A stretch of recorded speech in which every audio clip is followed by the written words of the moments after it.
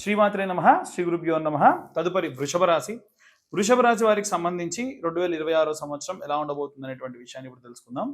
2026 సంవత్సరంలో మనకు పోయిన సంవత్సరం మాదిరిగానే షష్టగ్రహ కూటములు, పంచగ్రహ కూటం ఇలాంటివన్నీ కూడా జరుగుతూ ఉన్నాయి.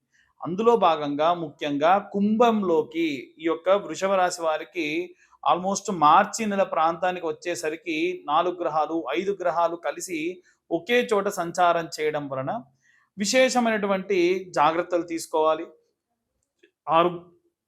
ఆరోగ్యపరమైనటువంటివి ఏవైనా ఇబ్బందులు రావచ్చు. అలాగే ఏవైనా సరే తెలిసి తెలవక చిన్న చిన్న తప్పులు చాలా భారీ స్థాయికి వెళ్ళొచ్చు. ముఖ్యంగా మనము ఇక్కడ గ్రహ సంచారాల్లో సూర్యుడిని రాజకీయ నాయకులకు సంబంధించి, గురుగ్రహానికి సంబంధించి ఎవరైనా సరే ఎంప్లాయీస్ వివాహం కోసము, సంతానం కోసం ప్రయత్నిస్తున్న వారిని మనం తీసుకోవాలి. అలాగే బుధుడు వచ్చేసరికి వ్యాపారానికి సంబంధించి ఇలా మనం తీసుకొని ఆ గ్రహ సంచారాన్ని బట్టి ఎవరెవరికి ఎలా ఉంటుంది అనేటువంటి విషయాన్ని ఇప్పుడు తెలుసుకుందాం. మనకు వృషభ రాశి వారికి ద్వితీయంలో గురుస్థానం ఉన్నంత వరకు, గురువు ఉన్నంత వరకు, అంటే మిథునంలో ఉన్నంత వరకు ఓకే.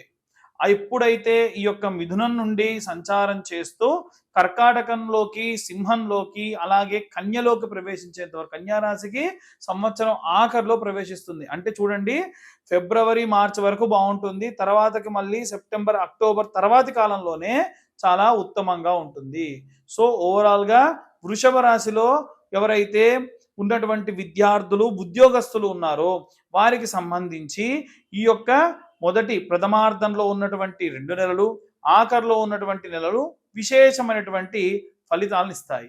అలాగే ఎవరైతే ఈ యొక్క ఇంట్లో ఉండి వ్యాపారం చేసుకుని చేతి వృత్తులు చేసుకునేటువంటి స్త్రీలు, గృహిణులు, అలాగే చేతి వృత్తులు చేసుకునేటువంటి ఇంకా వారి వారి యొక్క వృత్తి ధర్మం చేసుకునేటువంటి వారు ఎవరైతే ఉంటారో వారందరికీ కూడా శుక్రుడు ఈ యొక్క